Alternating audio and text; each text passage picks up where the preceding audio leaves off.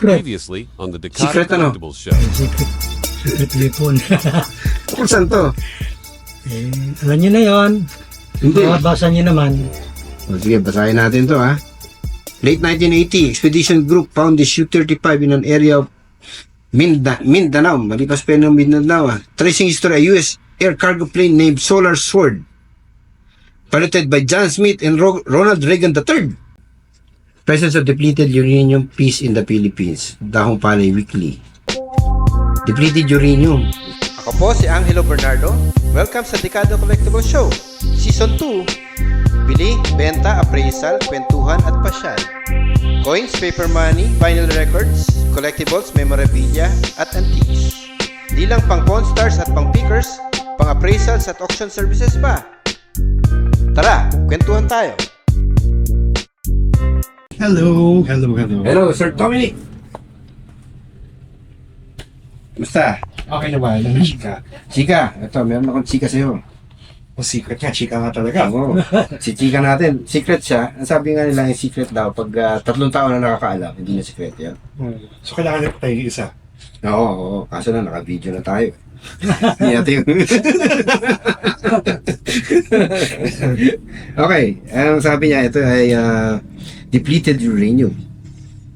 Okay. Yan, depleted uranium siya na na-recover ng kaibigan yung sundalo sa isang US aircraft Aircraft. na bumagsak sa Bukid nun. Bukidnon Plateau. Yan, tingnan mo muna yan. Sige. Mga manobo, ano yun. Mga manobo. So ano yan, di ba kayo natakot nung ni-recover niya? Kasi uranium yan radioactive po yun. Nilagay namin sa agad dyan. Sa isang barilis na may tubig. Barilis na may tubig. Okay. Pero nakabox yun. Nakabakso.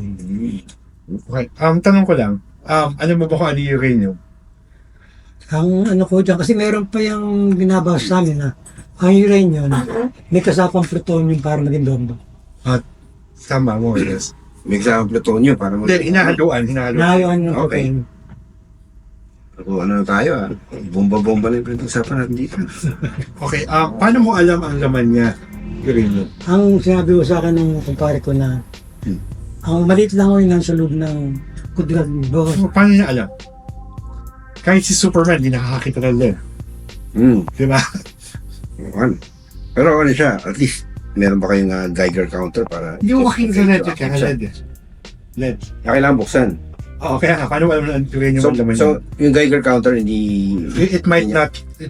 kasi nga yung LED is protective. Oo. Alright. I mean, depende. Yung mga Geiger counter ngayon, baka kaya na. Pero yung mga luma, hindi. Okay. Sige. So, paano mo alam na yung uranium ang laman?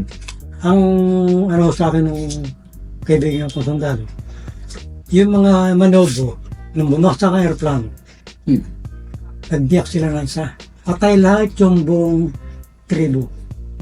Kasi nabuksan nila, sumabog. Kailan nangyari yun? Hindi sasabog yun. Hindi sumingaw. Sumingaw, pero hindi sasabog yun. Hindi ang biyo sumabog. Parang sa Sumingaw. nangyari sa Chernobyl. Sumingaw. So, teka muna. Kailan nangyari yun? Nung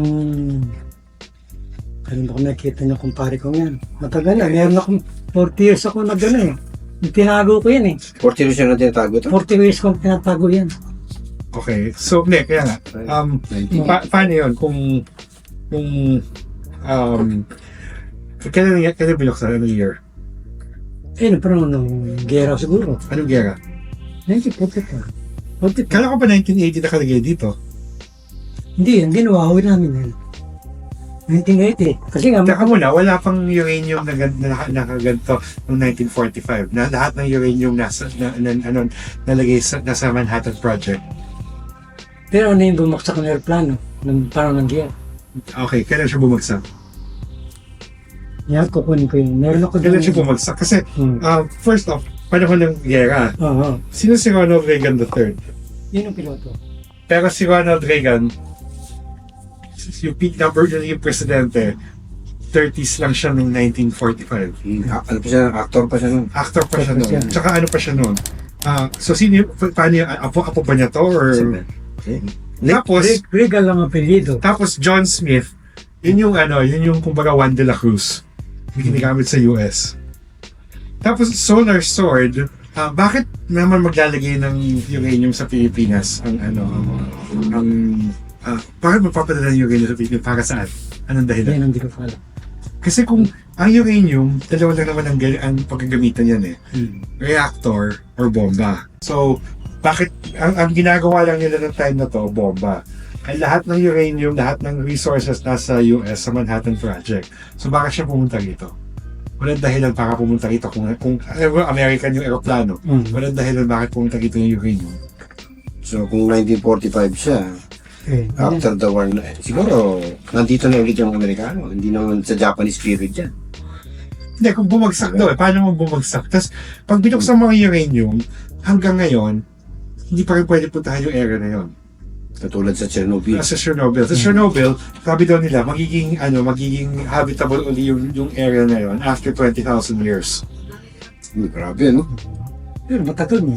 Hindi, 20,000 years. Hindi 50 years. 20,000 years. 35 kilos daw po ng uranium.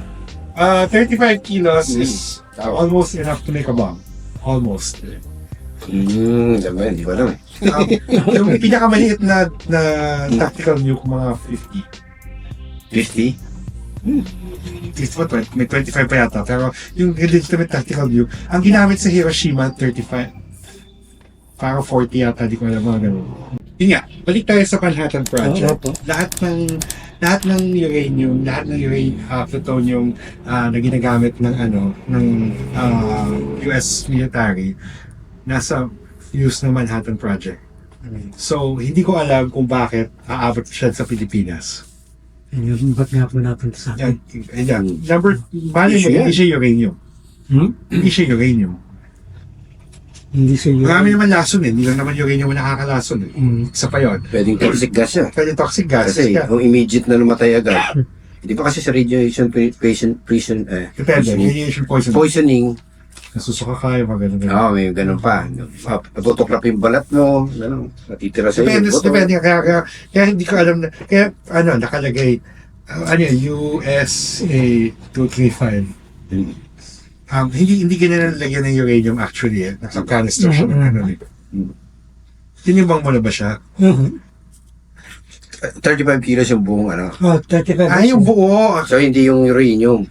35 kilos na. Hindi pala yung buo, hindi yung uranium. Kasi ang uranium, 15 pounds ng uranium, makagawa ka na ng tactical nuclear weapon. Tactical nuke, yung maliit na nuclear weapon. Meron kayo namiminang uranium dito? Meron na Meron kayo namiminang uranium? wala akong alam Wala, na di ba? Wala akong alam na nahanap na. So, ang uranium kasi medyo rare siya. Mas rare pa siya sa gold. So, and yung use niya masyadong matindi. Kaya alam mo yun. So, yun nga, paano mo alam yung laman? Yung tanong ko, nakasulat lang doon. Tapos, pag yung uranium siya, kahit 50 years ago, 100 years ago, hanggang ngayon, hindi pa rin pwede pumunta doon. Dapat. Hindi na kami bumalik doon. Hindi, kaya nga, kahit sinong tao, hindi na pwede bumalik doon. Hindi ba mga balita pag That's, well, yung kaya siguro. isang village namatay. Bigla. Di ba? Kung gera, hindi. Baka hindi. Noong 1945? Kung gera sabi niya, di ba? Gera daw. Well, siguro. Kung gera, baka hindi. So, yun. So, unang-una, I'm not even sure it's legal to own kung uranium yan. I don't think meron tayong bata sa Pilipinas na gano'n. Meron ba? Hindi ko alam. Hindi naman tayo mga abogado dito. Kailangan yata tumawag na abogado na lawyer. Hindi ko alam kung legal to own yan. Kung totoong uranium yan, I don't know kung legal to own yan. May mining lawyer and may, kasi obviously, pero malabong uranium yan. Kasi lahat ng uranium nasa Manhattan Project na ginagamit ba't papupunta sa Pilipinas? Nga po, yung aksidenteng... Hindi, paano tumabot sa Pilipinas mismo? Yan, hindi ko po alam. O yun, see? Parang yung $100,000 bill ng US, sabi daw nila pumunta daw dito para bayaran yung mga tropa. 100% fiction. Tapos, isa pa, Wells Fargo. Ewan ko kung bakit favorite niya ang Wells Fargo. Pero, hindi natanggap ng maghahawak ng Wells Fargo ng uranium kung totoo uranium yan. US financial bonds, maraming kwentong barbero dyan.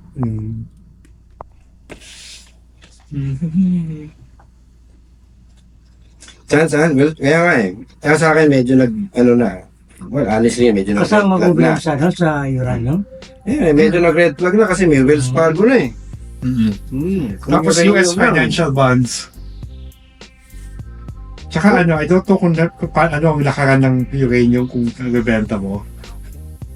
Gets mo? Nasaan na sa Balay sila ngayon? Ha? Nasaan sila ngayon? Sino po? Ito mga to. Sa akin. Nasaan nga sila? Nasa Mindanao, nasa... Sino ko yan? May kawayan. Okay. Alagay nyo sa Kung nag-leak yan. Nag-leak yan. Kawawa yung may kawayan. Oo. Hindi maano kasi nasa ilalim ng tubig yun. Kahit na. Pwede mo contaminate yung tubig. Baka matay lahat ng isa dati. Iba ng mga kasama ko. Isuli na natin. Sino pa ako kukuha? Wala namang kumukuha. Anyway, ang usually sir, gusto niya isole. Ito. Ngayon, kailangan niya ng mga link or mga references para isole. Tapos sabi niya kung pwedeng bigyan na lang din siya ng konting konsiderasyon. Sino si Solar Sword? Ano niya? Aeroplano. Ano klase aeroplano siya? Hindi ko nakita ang aeroplano niya. Paano niya alam Solar Sword? Yun lang anong may ano sa akin yung kumpare kong tindahan. Okay. Tapos sorry Okay lang po. Yung sulat na to, anak ko kaya gawin to eh. Tapos yung mga maling spelling, hindi may problema yan. Tapos Yung Mindanao nga, maring spelling eh. Oo nga eh, nakita ko yung secret, sino naglagay ng secret? Secret deodorant, ano yun? Ayun sir, kasi kung ano yan, kunyari, assume na natin na legit yan sir. Baka wala pa sa alas 4. Kahit yung government natin, iimbestigahan na yan. Ibig sabihin, pupunta na sila sa lugar, ganun, kasi possible na hazard yan. Tsaka Kukordo ang mo pa US, nila. ang US pag may US Army, hanggat maaari, gagawin nila lahat para ma-recover ang uranium. May may dalawang times na kunyari nag-crash noong 1980s, dalawang aeroplano sa Spain. Ginawa nila lahat para lang ma-recover yung bomba. Kasi may uranium doon. Tapos, may nag-crash na aeroplano sa US mismo, hindi sila sure kung saan. So, ang ginawa ng US Army, binili yung buong lote, tapos kinordon off. Para wala makasearch. Saka ito, kung 1945 yan, ganun katagal. I'm sure, by now, dapat nakuha na nila yan. Kaya tanong ko, paano mo alam na uranium talaga naman yan? Kasi nakalagay dito sa babaw, Sunod dito, ito ay 1M. Yun na kasi. Ganun din yun. Kailangan mong ma-verify. Nga lang, para ma-verify mo. Risky na buksan sa... kaya ako naniniwala dito sa nakaukit talaga dito sa lid niya. So, ano dito? Paano mo alam na LED yan? Ha? Paano mo alam na LED yan? Ang lid, no? Tinest mo na ba? Oo. Alahero ko eh. Lahero kayo. Okay. Okay. Galas po ako. Kaya may kawayan. Okay. Yun lang sir. Medyo delikado to. Medyo Saka hazardous na yan. Kung totoo. Malabong totoong uranium yan. Hindi ko na sa'yo. Kaya kailangan mo kung... Kaya ako naman ipakita para malaman ko kung talagang... Malabong. Anyway, naka-vlog naman to. Baka may Malabong mag-react dyan sa US government. Tingnan natin kung Pero bakit sila- kontakin kayo. Sino pala to? Bakit sila nagpadala nito sa akin? Sino to? Sino Sino sila? ba ito? Synergens Ventures Corporation. Galing sa state ko yan. Pinadala nung isang kaibigan ko, pinadala yan. Saka yung mga papel na yan. Ito ang kanilang sagot. Kanino na pinadala? Sa tiga Pulilano yung aking Kanino nila pinadala sa US? Hindi ko alam kung siyang nakadala. Pero ito ang sagot ng... Next question. Apa? 2021 pa to. Anong nangyari mula nun? Hindi sila pinansin? Namatay nga ako. Hindi. Ito. Lahat to sinulatan na to. Bakit mga reporter? Reporter of who?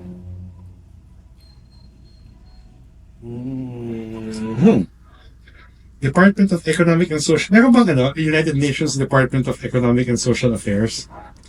Alam ko lang, UNDP, UNICEF. Oo nga eh.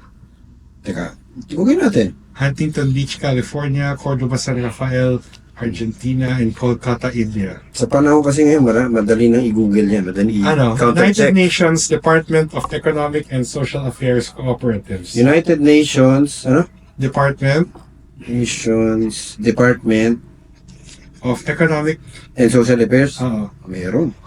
Meron yata. Cooperatives. May cooperatives pa. Nasaan? Cooperation Cooperatives. Tapos, Social Affairs. UNDESA, DPSD.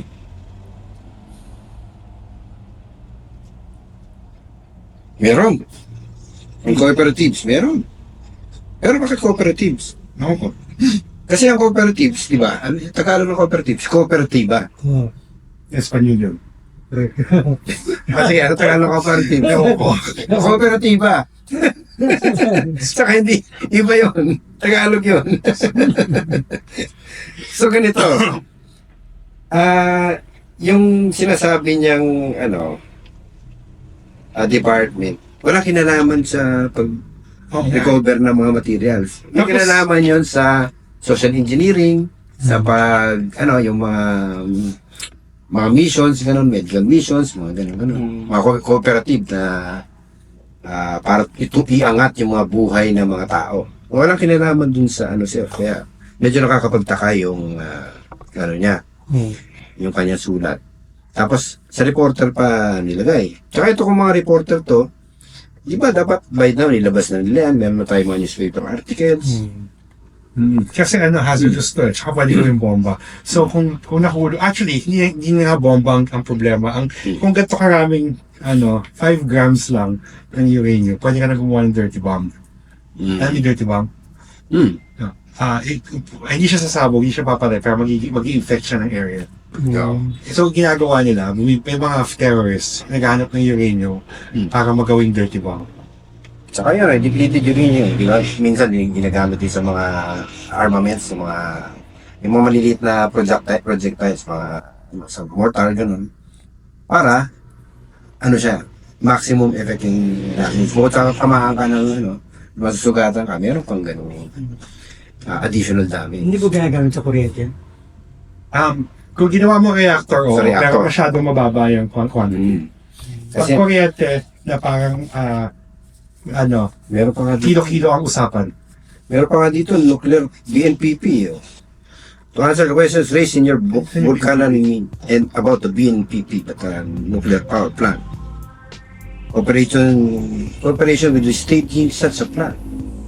In cooperation with the former president na nasa ICC ngayon, the United States will work cooperatively on any needs of the Filipino people. Bakit? Kasi ito mga to. Sino siya? Kunyari ito si Mark Howard Guest, di ba? Sino siya para i-represent yung yung United States? To Synergence Ventures Corporation is a private company. So ano yung interest ng private company dyan? So yung mga ganun loose ends doon sa storya na hindi natin yun. Okay. Dr. Sung Yung Kim, I see. Sino yun? UN, United Nations. Okay.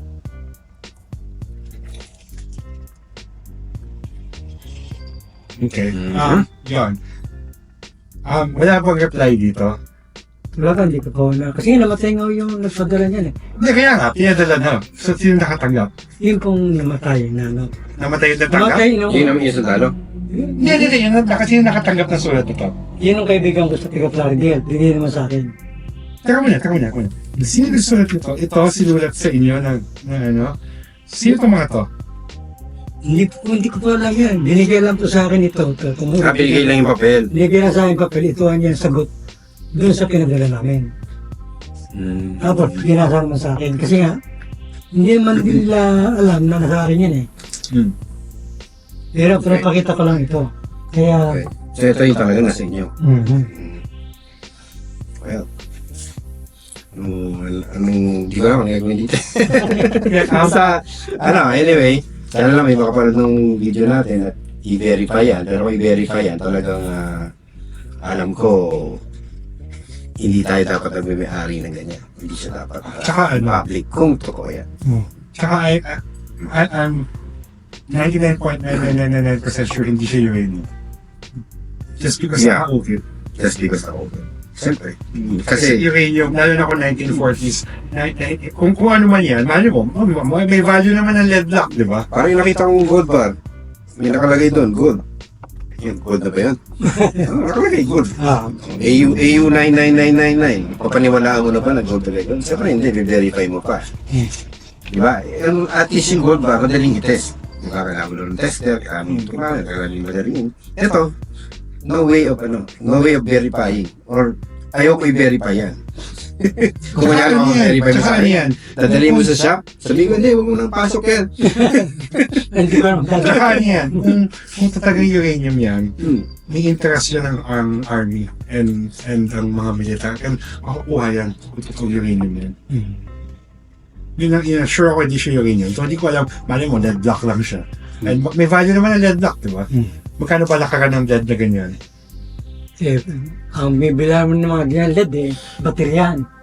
Baterya. Gamit sa baterya. Yung pinakarami, may halaga yan. Siguro mga, ano yan, 100 plus mahigit yan, di ba? Pinakalaki. Hindi ko alam. No idea. 35 kilos yan eh. Ayaw ko kung magkano kilo ng ano yun. Kaya nga. Pero ano kung ganyan kalaki, may halaga. Okay. Anyway, sir, mukhang wala tayong magagawa dito. Okay. At ano na lang, yun na lang siguro. Meron naman kayong contact sa akin, di ba? In case na kumontak yung gobyerno. Kayo na yung bahala usap, ililid ko na lang kayo kung sakaling. Pero yung private individuals na hindi, tingin ko hindi. May legally, may tulong tayo dyan, legally. Ang alam ko Yung maganda naman yun na nalaman ko sa inyo. Tsaka malabong uranium yan. Sabihin ko sa'yo. Malabo. Kasi yung mga kasama ko din daging nangamatay na rin. Kasi ayaw nila bigay sa terorista. Okay. Baka Sabi nung attorney kong kaibigan, Alam mo. pwede raw yan with permit. At syempre, hindi mo gagamitin sa paggawa ng bomb. Okay, ayaw doon ibigay sa terorista. Alam mo ba ang terorista? Hindi sila humihingi. ano po. Kukunin lang nila yan kung kailangan gusto nila yan. So, parang lumalaki yung kwentong pagbero. Tingin mo ba yung Al-Qaeda na walang pakialam pumatay ng libo-libong tao, makikinig sa ayaw mo o gusto mo kung kailangan nila yan? Kaya hindi ko naman pinahinggan yung kanila. Kasi nasa akin naman eh. Pero hindi naman sila bobola. Alam nila kung totoong meron kang 35 kilos ng uranium, ikaw lang, kukunin nila sa'yo yan kung tunay yan. Gets mo? Kaya nga kinokorek ng US government lahat para lang hindi mapunta sa maling tao eh. Okay. Ayaw ibigay sa terorista, kukunin nila yan kung gusto nila yan. Sige, good luck na lang dito, sir. Tapos anyway, meron naman tayong deal. Hindi naman kayo uwing totally, Hindi, gusto ko lang ito malaman din ang katotohanan. sige, sir. Medyo malabo nga. Pero ano, Salamat na lang po, sir. Salamat po. Thank you. salamat. Hello sir, magandang hapon po. Ayos na po kami ni Sir Angelo na nagkaroon kami ng konting usapan. Ibenta naman yung aking mga paper at coins. Yun lang po. Maraming po salamat kay Sir Angelo.